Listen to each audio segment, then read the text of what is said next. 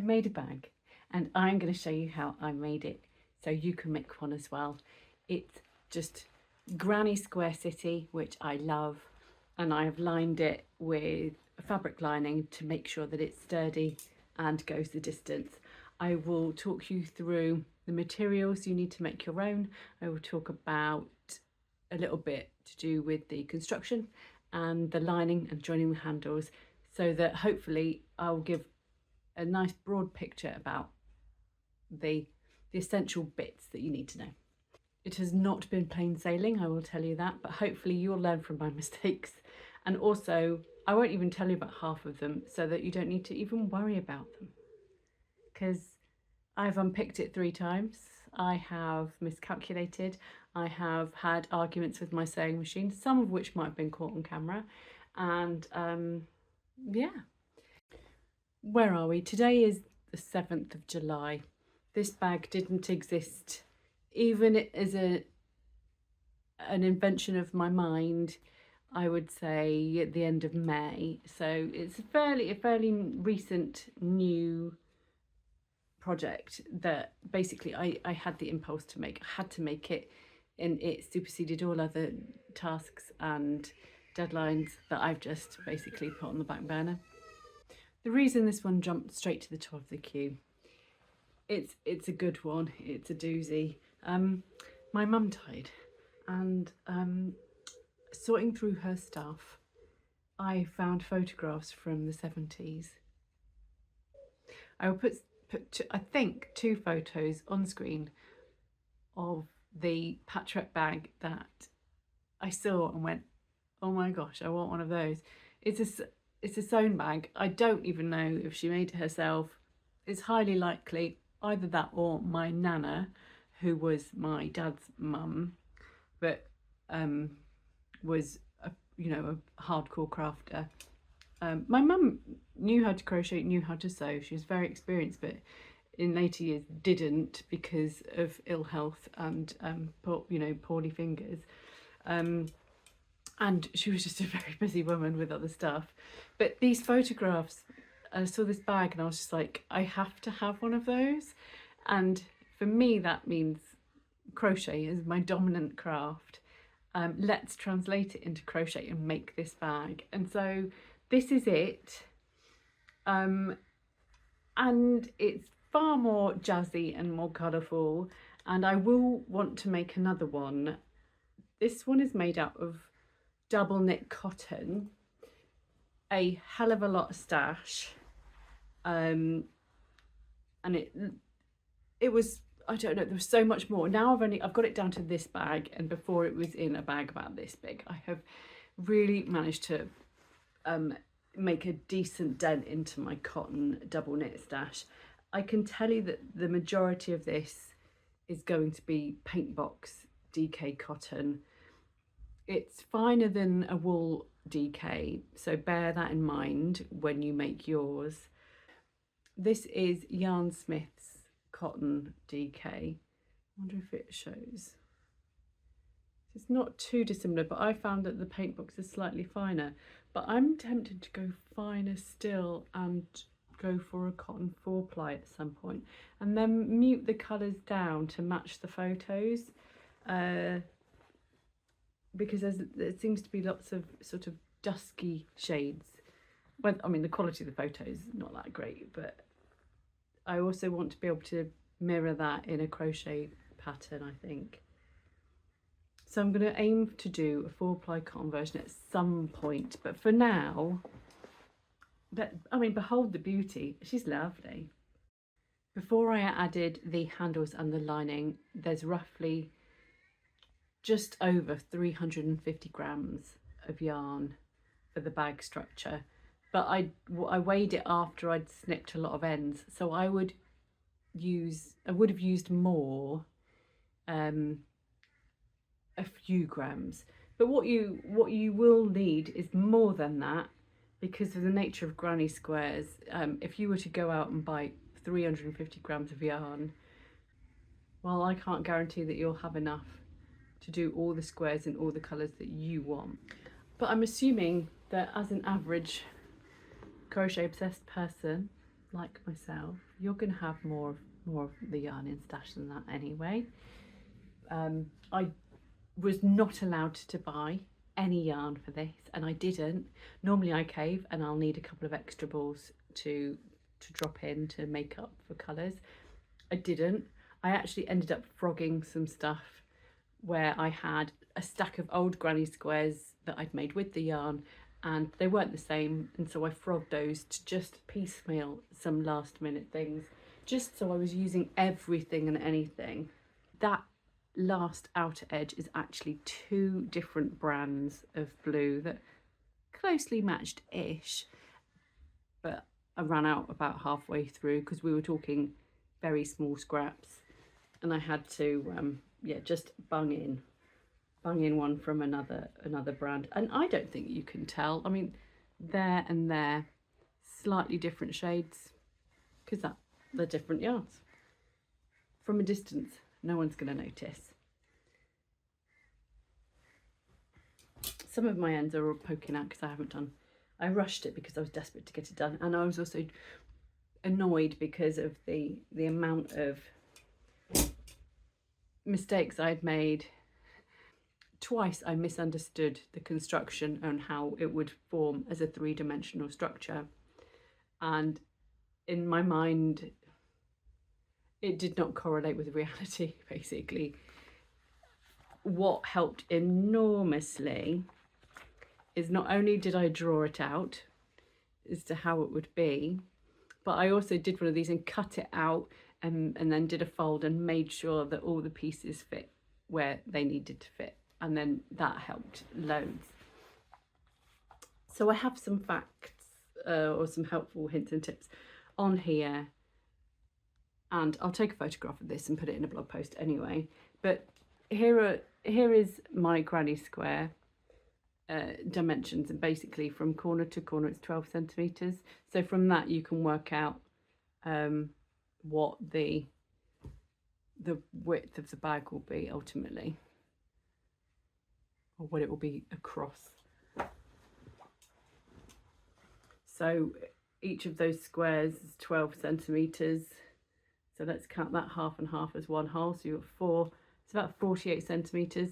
And with a bit of the join as you go, adding extra bulk, we've got 49 centimeters going across here. And then the depth is about 36 centimeters. You can obviously change that by making bigger or smaller squares. These are 4 round granny 4 round granny squares, but the center is 8 petals, and therefore we jump straight to a slightly larger amount of clusters on round 2 already. So where I've got 2, 4, 6, 8, 9, 10, 11, 12 clusters on round 2, ordinarily you'd have less than that. What would you have on round 2?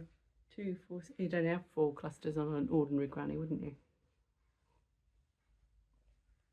So this is the fold line, that's the bottom of the bag. And these squares where I've put a little asterisk, these little, where I've indicated, these squares, save them till last. You're going to do a join as you go all the way around for those, to join them to here and here, and here and here. I've got a videoed demonstration of that, just in case it's gonna mess with your head.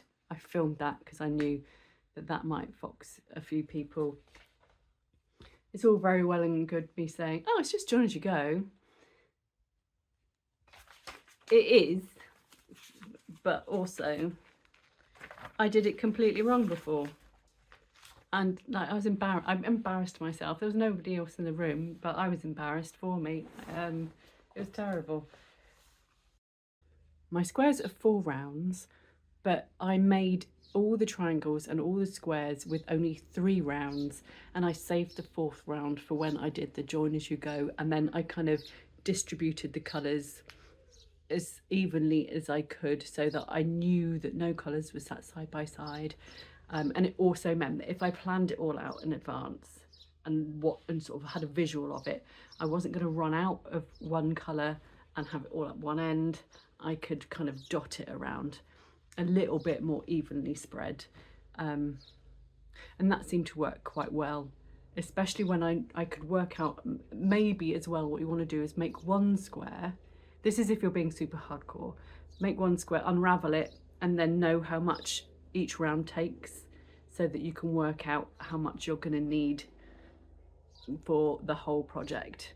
And when I went wrong, I was certainly able to frog back certain pieces and have them all like wound up in little balls.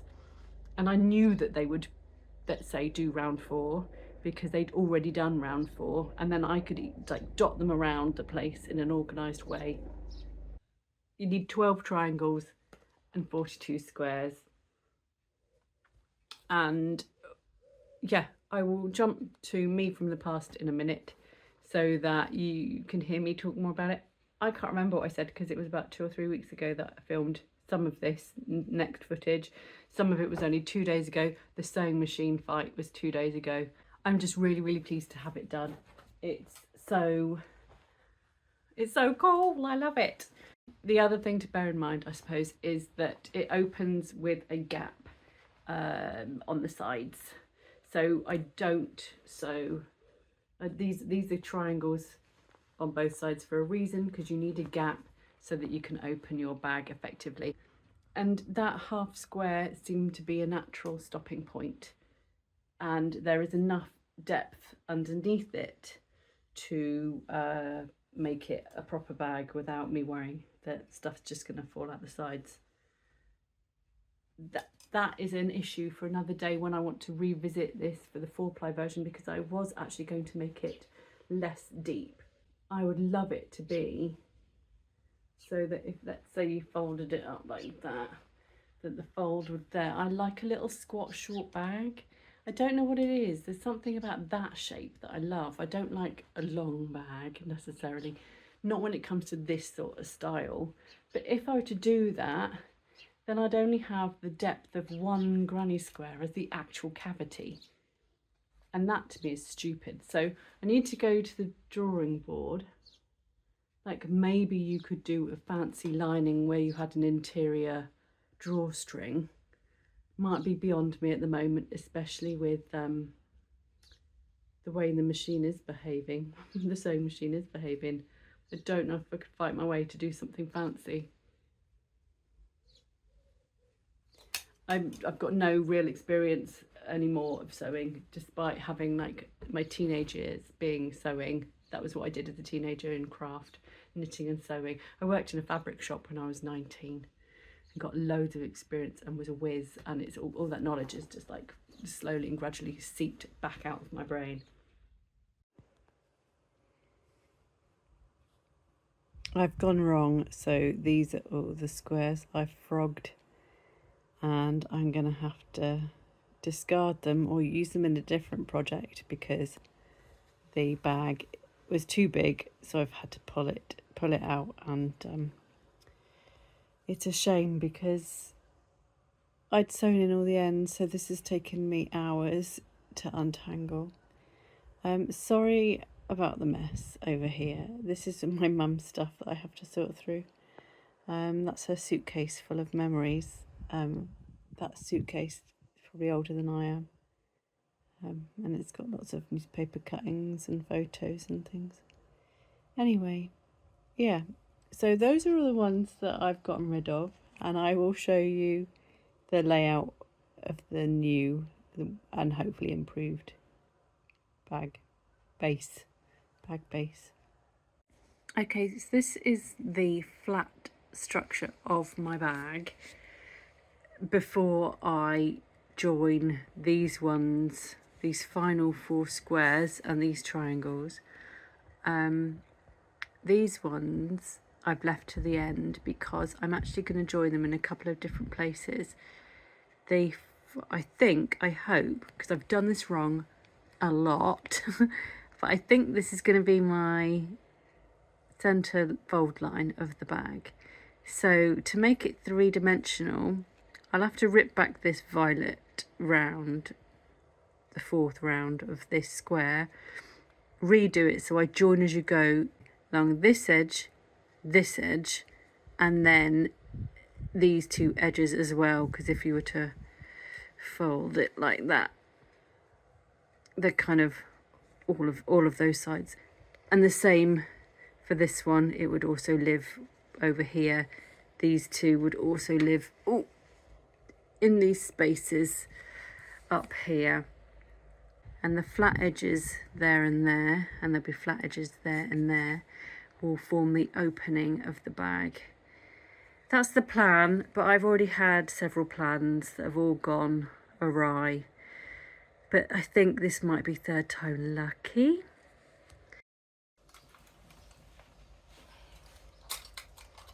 I can't see you, just so you know. I'm just going to have faith that you can see me. Stitch markers, useful. Wish me luck. I'm going to pin this to this corner here because I need to do a join as you go in that corner. I need to do a join as you go corner, a join as you go there.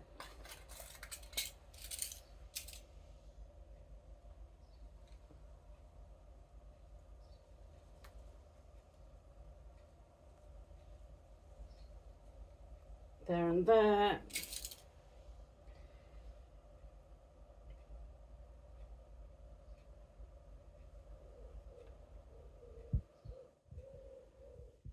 Using stitch markers to do this saves going wrong, stitching it to the wrong edge of a different square.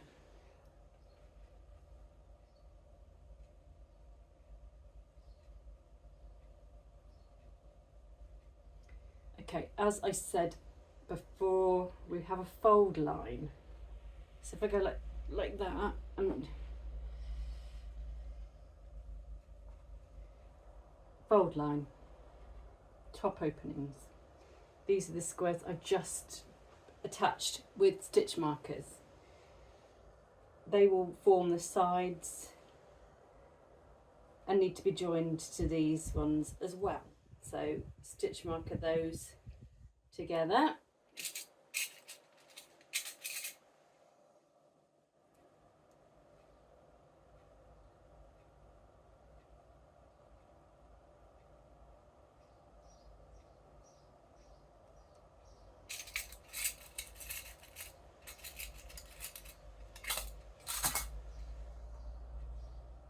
Oh no, it's okay. I almost got into a tiz because that colour is the same as this, but it's going to have another round added. It's fine. I don't like colours touching each other. The same colours. I don't like the same colours touching. So it's already got his little stitch marker buddies there. He's going to live like that.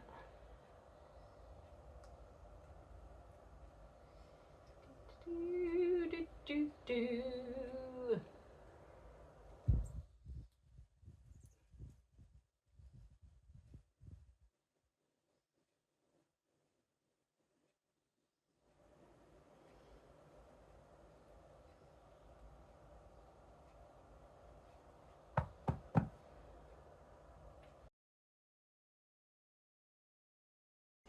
Here you go, look, stitch markered in all 4 corners, so we're not going to accidentally join it to the wrong side, which I have done in this project at least twice. I mean, it's an easy fix, you just pull it out again, but that's not the point, it's still annoying. So I've got my round 4 colour here. You could join with like a slip knot on your hook and chain 3, but I'm going to do a standing start. So I've got a little tail, wrap the yarn around the hook 3 times, insert the hook into the corner to work your first stitch.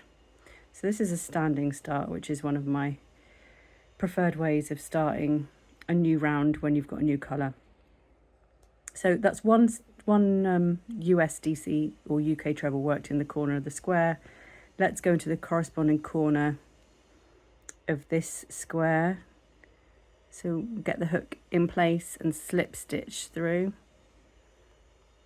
And then as there's only 1 stitch in this corner, let's bung 2 more in. So we've got our first corner cluster. Crikey, I'm so hot. I've just had a cup of tea, there's a heat wave, and I've got a blanket of crochet on my lap. I'm so hot. Get that out of the way.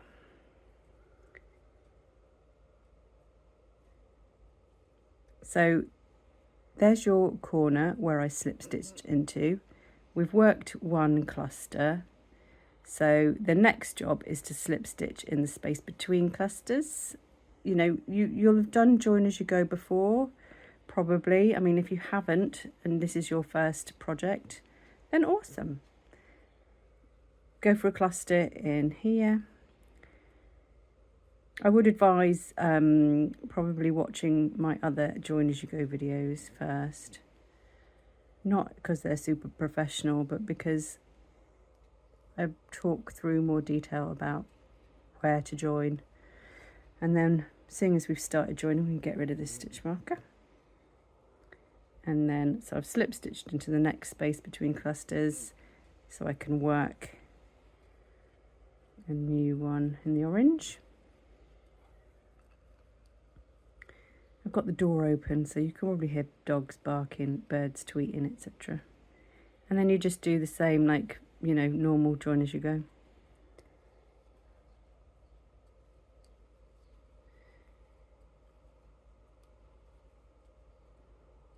And I think really what I wanted to do was show you that first bit, because sometimes it can be a bit head scratchy, like you approach it and go, well, how do I start? How do I start it?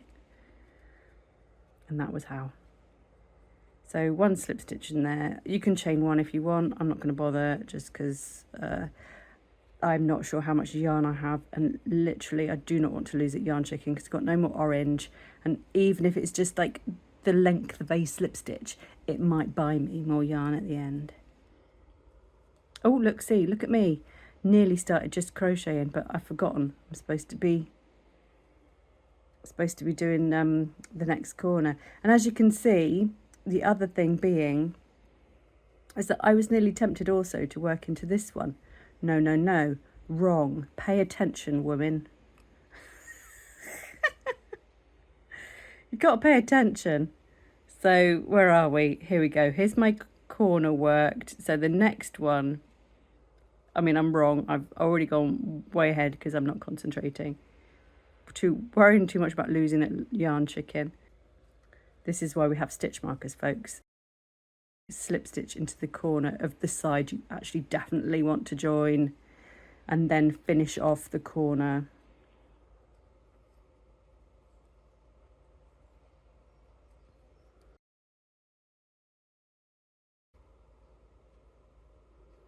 Slip stitch on the correct side.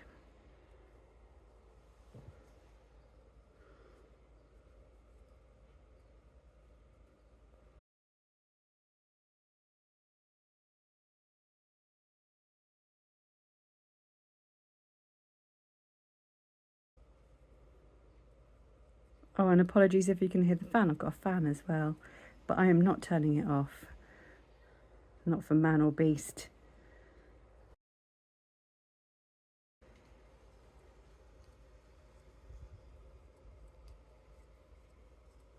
Okay. Slip stitch to join in the next corner. Check, double check that you're defo doing it right. Got these two sides to join next. Everything's looking all right so far.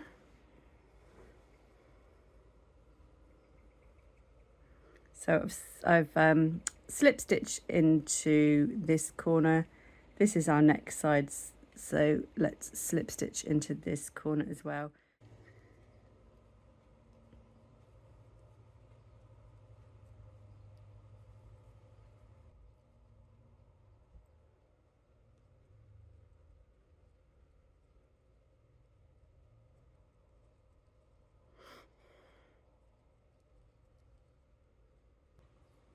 And we're on the last side now. I wouldn't normally do tutorials where you can see my lap and the shorts. I promise. Well, if you see my other tutorials, you know I don't tend to do it this way.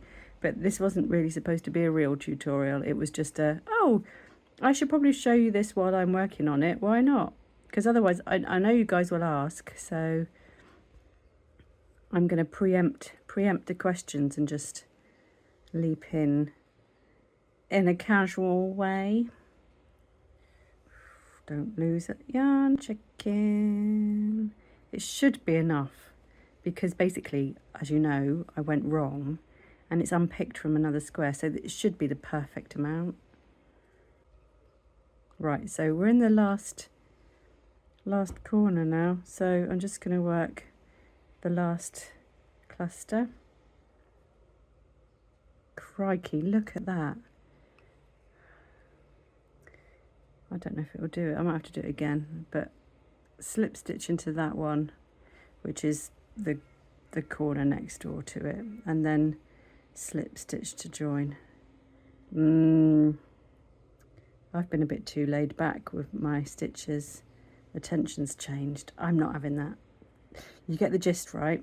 I'm just gonna, if I do this last round, I can buy myself a centimetre of yarn. Slip stitch there, and look, that's definitely another couple of centimetres bought, right? So slip stitch to the first stitch or to the corner, whatever, to join, fasten off. Oops, fasten off.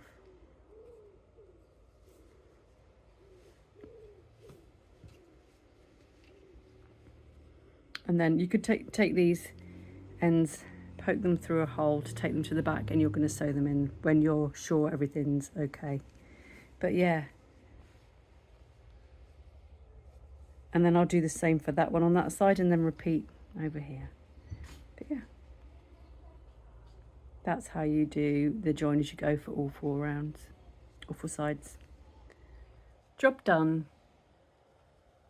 There we go. And then I'll sew in the rest of the ends when I get around to it. But what I need to do next is add some sections at the top openings, because these handles that I've chosen, these handles that I've chosen need to be threaded through and gathered slightly. But if I were to do it without adding any extra fabric, then I'm going to lose some of my grannies at the top, and I don't want to do that. To do this and not lose my granny squares and triangles, I'm just gonna add maybe like this much depth across the top, maybe like 3 rows of US DC stitches, UK treble stitches, and then maybe sort out these little funny joins as I go. The other thing worth pointing out is that when I did the join as you go for the triangles, I was tempted to do a cluster here and a cluster here, but instead I've just done one in the centre. That's because I didn't want this to be open and overly widened. I wanted to bring it in slightly, so I've kind of removed the option to have 2 clusters there. I probably could have done some sort of like crochet together across both of these, but I did not, and I don't think it will make too much difference. This is all I'm talking about. A couple of rows of DC stitches, but they look a bit baggy, a bit holey, and so I'm sturdying them up with a row of single crochets, and then I think that's all I need as a tab to join the handles, because it will thread into here all the way along and then fold it across to carefully stitch down here. However, I haven't yet factored in a lining, and I want to add a sewn lining, so I'll have to sort that out when I get to it.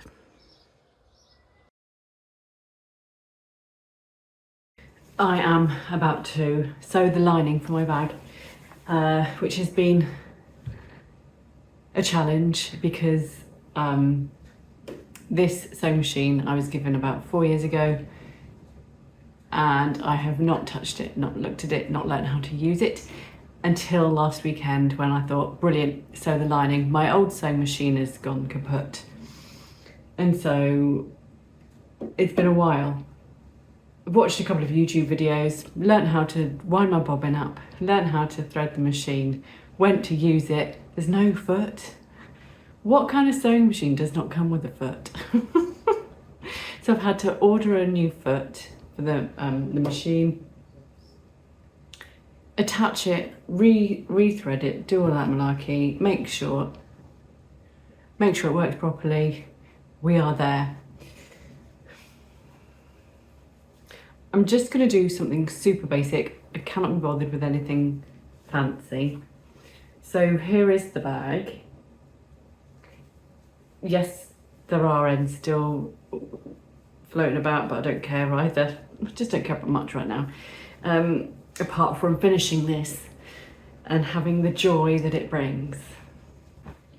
I'm not even going to bother with something like interfacing. So all I've got is a piece of fabric that is already sort of pressed, but in just a very sort of gestural sort of way. Just slap the iron on it and hope for the best. It didn't get all the creases out, but nobody's going to see. So it's already folded in half. It's about this big, which is bigger than the bag. So if I hold up, here's the bottom of the bag lined up with the bottom of the lining. You've got about, you know, a generous seam allowance there, and I can trim once it's sewn. So all I'm going to do at the moment is lay it out on the table flat, draw down each side where I'm going to have my seam allowance, and mark. I think I need to mark to where it needs to stop, which is here. That's going to be the opening. I don't want to sew beyond that because otherwise I'll be screwed. I'll have to sew some seams with, not sew these bits together, but sew down this front bit and this back bit to form an opening. I'm making this up as I go along. I'm not an expert. It's always winged, made up as I go along. Winged? That sounds wrong, but you know what I mean. And then, so with that, then you seam the top as well to make that a bit neat and tidy, and then hope for the best. So that's the plan. The trusty sewing machine. I've still got the iron out just there in case I need to press those seams once I've sewn them. Well, I know I will have to make it slightly neat.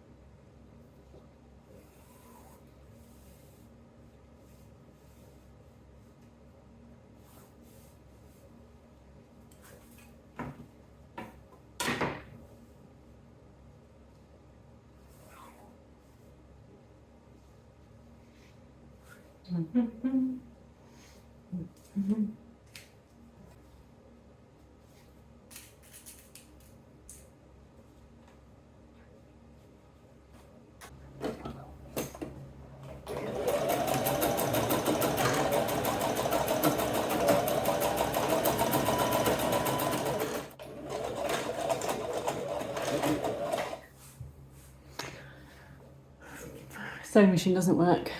Don't know what's wrong with it. I'm not good enough to know.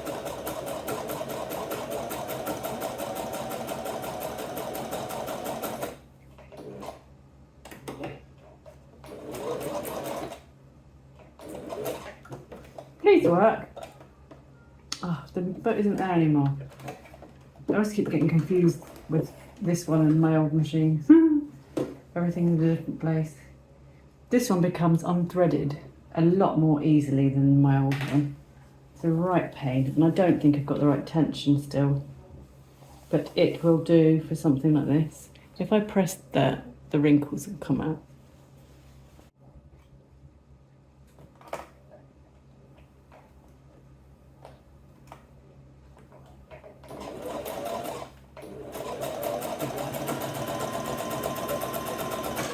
Ooh.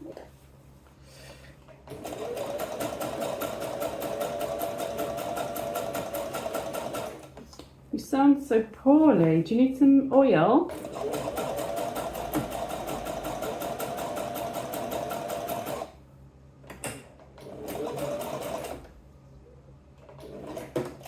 Do you need a service?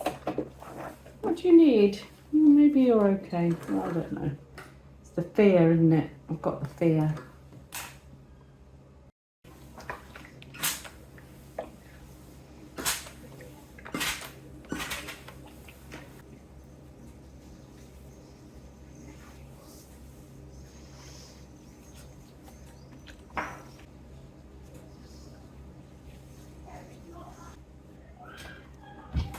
And if you can hear that, that's my youngest playing computer games and screaming. I can only conclude that the screams are positive ones. I'm doing this fold because this is my opening and I want to be able to top stitch that.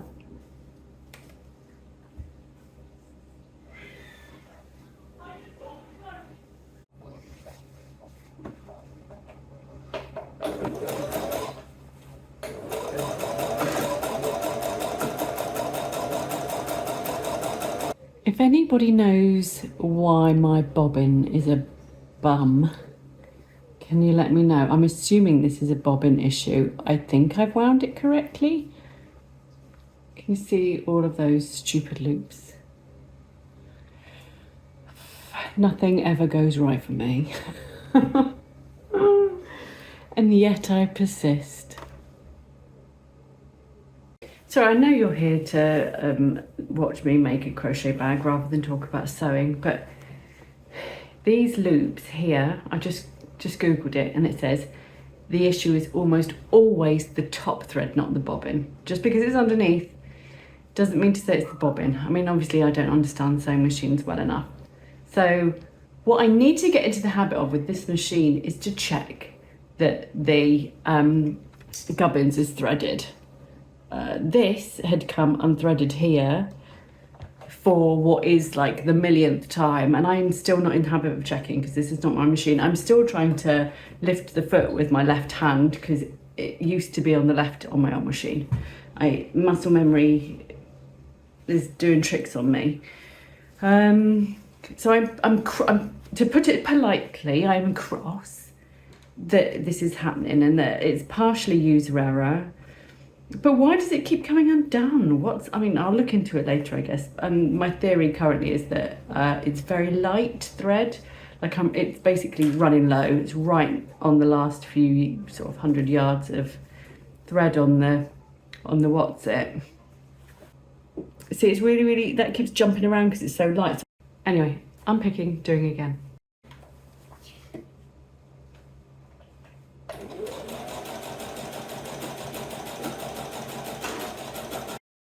It's a bit of a mess.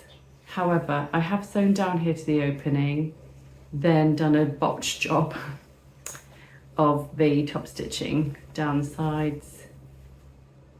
It will look better when I've pressed those. They're brand new.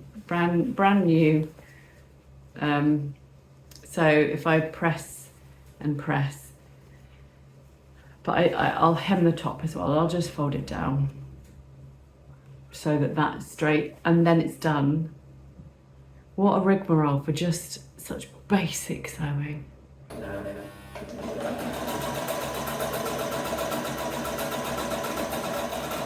So it makes sounds.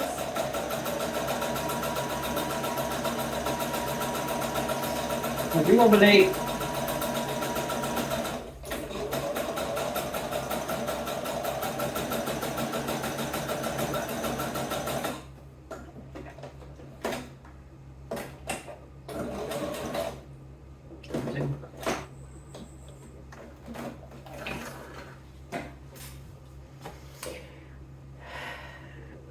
I think it will do.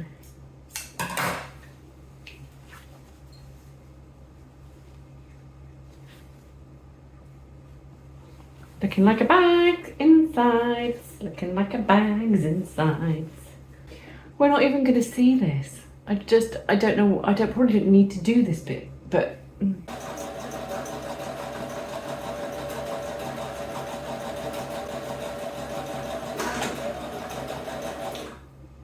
Did you see that? It came out of its doings. I'm this far from the end.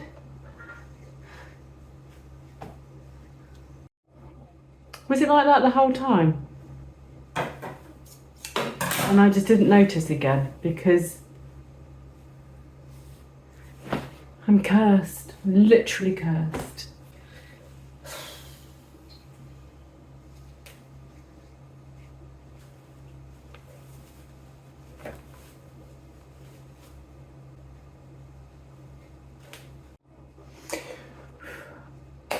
Wish me luck. This is once again the last side. This is threaded. It is threaded.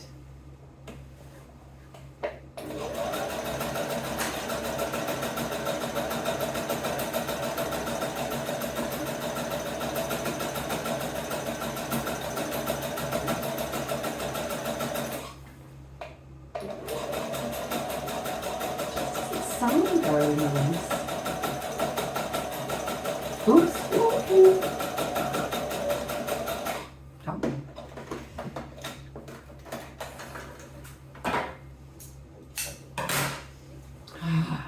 Yes, it worked that time. I think it's just every time it comes unthreaded. What a pain in the ass.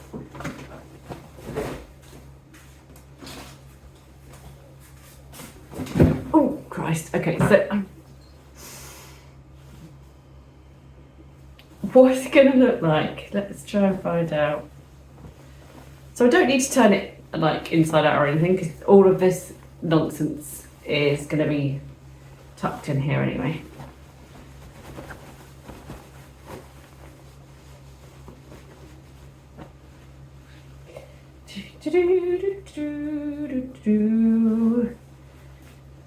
Ooh. And it'll be something like this, fingers crossed.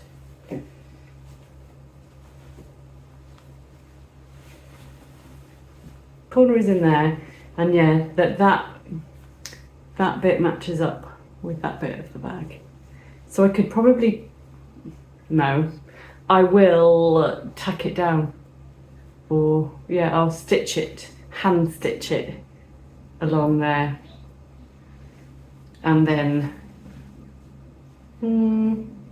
I'll probably hand stitch all along there as well. And it's not quite, it does curve in slightly here on this crochet, and this doesn't. There's a point. I'm not gonna lose any sleep over that. I'll manipulate the little monkey until it is where I want it to be. And if it looks slightly ugly, then at this point I don't care because I've had enough, even though it's taken an hour to do a 10-minute job.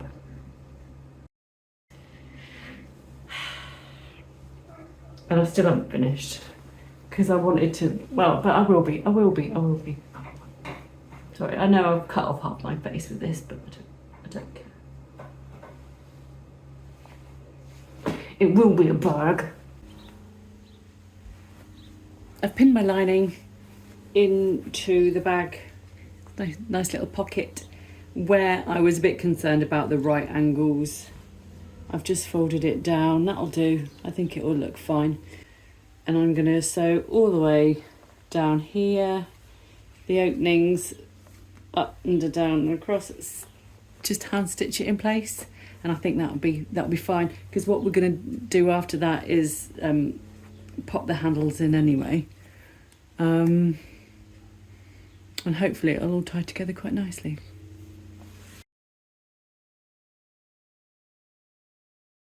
Handle one done. I have hand sewn across here, and I'm about to do the second one. So all I do is thread through the end, and then kind of just wriggle it into place, and then I'm going to use loads and loads of pins to pin it down. I'm using stitch markers, very fine pokey bulb pins, rather than dressmaker's pins, because I've got a feeling that the fidgety nature of this means that dressmaker's pins are going to fall out or be pokey. I'm going to reinforce with extra stitches in the corners. I don't know, I feel like they're going to get the brunt of use. But yeah, just going to do some stitches all the way along, and then my bag is done. Hooray!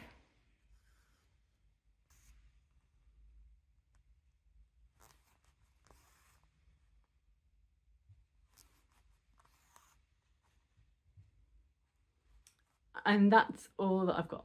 That's done. Hopefully that's enough information there that you can make your own bag.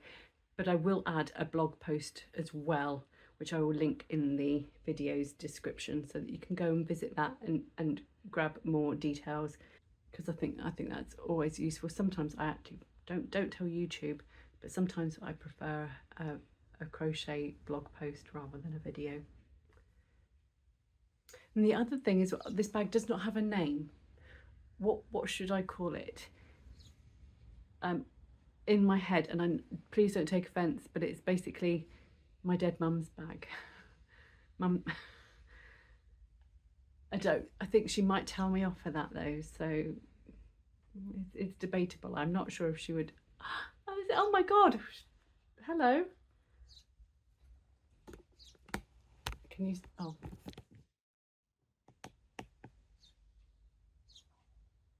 Can you see? Sorry about the mess. I don't care.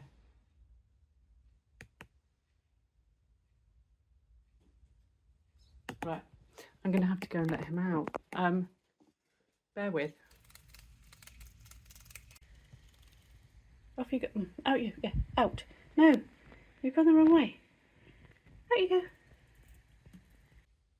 Are we all thinking the same thing here?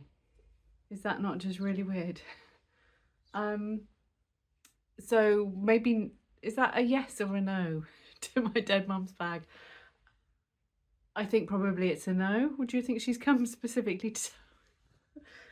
Her name was Margaret. We'll call it Margaret. Sorry, Mum. She knows sometimes I really do. I'm a bit close to the bone with some of my humour sometimes, and although we had the same sense of humour, I think I did go overboard sometimes and she disapproved. So I'll be more tasteful and yeah. Thank you so much for watching. Sorry if that's weird for you. I'll be back again with a normal video at some point soon. Bye.